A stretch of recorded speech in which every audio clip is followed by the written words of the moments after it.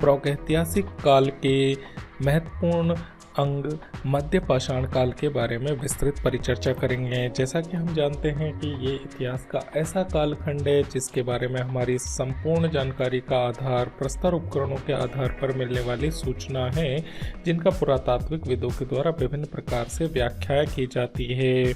आइए इस video lecture की हम शुरुआत करते हैं।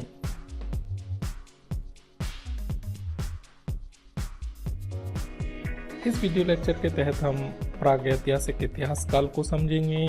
पाषाण काल के मुख्यतः 3 भाग है। पूरा पाषाण काल को हमने पुनः 3 भागों में विभाजित किया है, जिसके तहत आता है निम्न पुरापाषाण काल, मध्य पुरापाषाण काल और उच्च पुरापाषाण काल। इसकी परिचर्चा हम पिछले वीडियो लेक्चर में कर चुके हैं। इस वीडियो लेक्चर के तहत हम मध्य पाषाण काल के बारे में परिचर्चा करेंगे और नव पाषाण काल के बारे में परिचर्चा हम अगले वीडियो लेक्चर के तहत करेंगे। आइए इस वीडियो लेक्चर के तहत मध्य पाषाण काल के विभिन्न भागों को समझने का प्रयास करते हैं। प्रागैतिहासिक काल वस्तुतः 5 लाख ईस्वी से लेकर 25,000 ईसा पूर्व के मध्य माना जाता है। प्रागैतिहासिक कालखंड को 3 भागों में बांटा जाता है, जैसा कि हम पहले बता चुके हैं। पुरापाषाण काल अर्थात पैलियोलिथिक एज, जिसे 5 लाख ईसा पूर्व से 50,000 ईसा पूर्व के मध्य माना जाता है, जिसके तहत मानव आखेटक अर्थात शिकारी और खाद्य संग्राहक की भूमिका में था।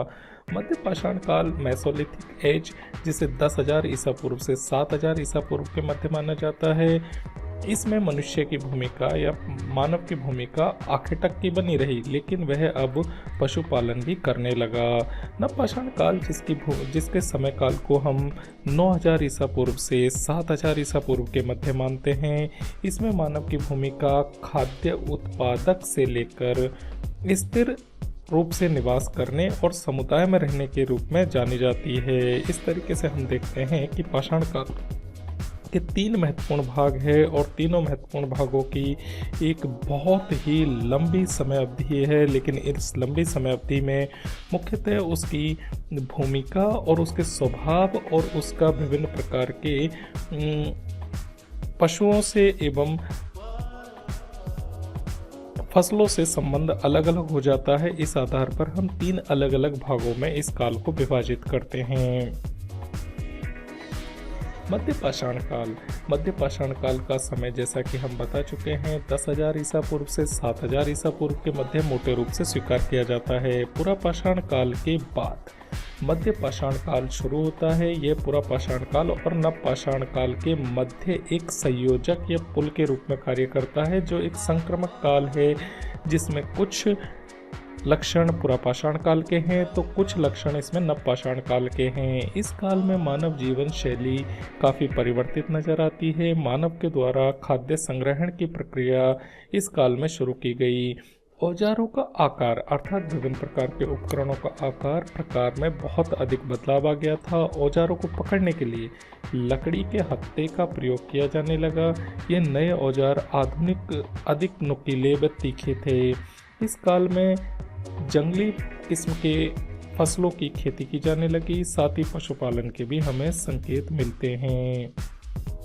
इस काल में मानव के द्वारा मछली को पकड़कर शिकार करके और खाद्य सामग्री के रूप में उसका उपयोग करने की जीवन यात्रा हमें दिखाई देती है। मानव के द्वारा पशुपालन करने का प्रारंभिक साक्ष्य भी मध्य पाषाण काल में ही प्राप्त होता है।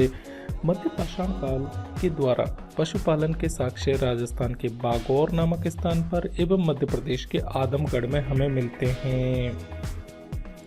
इस काल में मानव के द्वारा एक ही स्थान पर स्थायी निवास किए जाने के प्रारंभिक साक्ष्य हमें उत्तर प्रदेश के सराय नाहर राय, जो उत्तर प्रदेश के प्रतापगढ़ जिले में व महादाह से स्तंभ गर्त के रूप में मिलते हैं।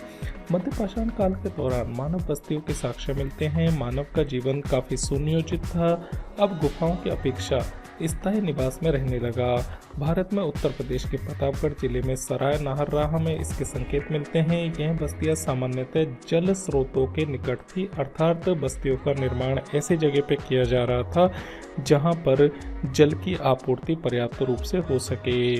मध्य प्रदेश के रायसेन जिले में भी भीमबेटका की गुफा में मध्य पाषाणकालीन चित्रकारी के साक्ष्य मिलते हैं। इन चित्रों में हिरण के चित्र बहुत अधिक मात्रा में हैं और मध्य पाषाण काल में तीर कमान का और गोफन का प्रयोग हो चुका था, जो मानव की प्रक्षेपास्त्र तकनीक के रूप में पहली प्रगति को दिखाता है, जिसके माध्यम से उसने शिकार करना सीख लिया था।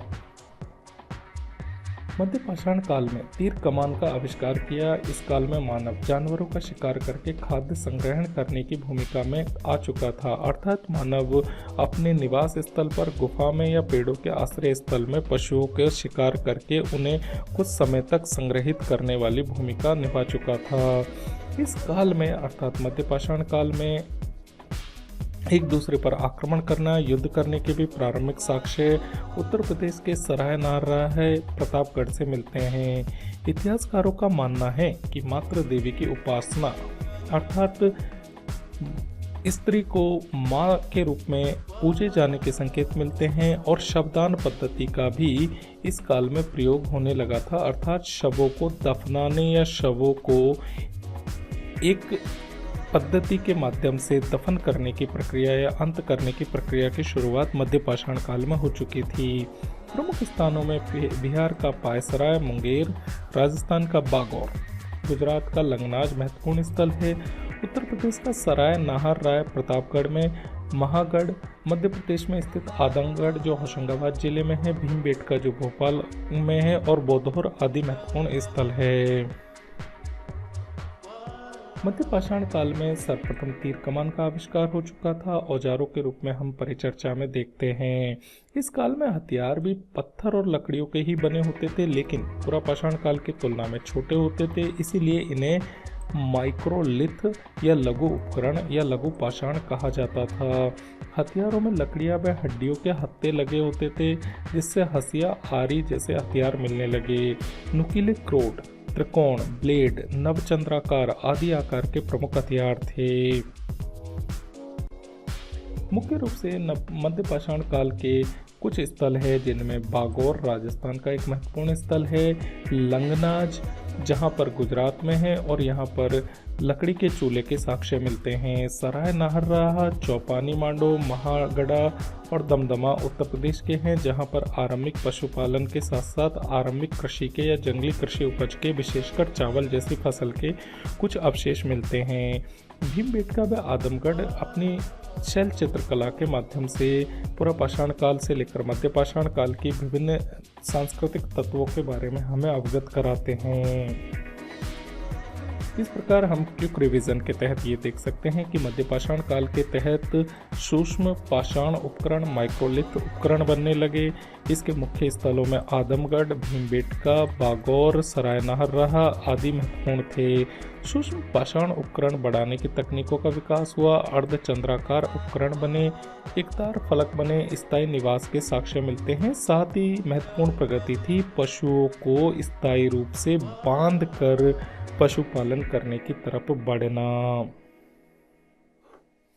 इस प्रकार हमने इस वीडियो लेक्चर के तहत देखा कि प्रागैतिहासिक काल के महत्वपूर्ण खंड मध्य पाषाण काल किस तरीके से नवपाषाण काल और पुरापाषाण काल के मध्य एक संक्रमित काल होते हुए भी कुछ विशिष्ट विशेषताओं को लिए हैं और जो मानव की प्रगति को दिखाता है, होमो सेपियंस को और अधिक निर्णयकारी मानव के रूप में हमारे समक्ष प्रस्तुत करता है। Thank you.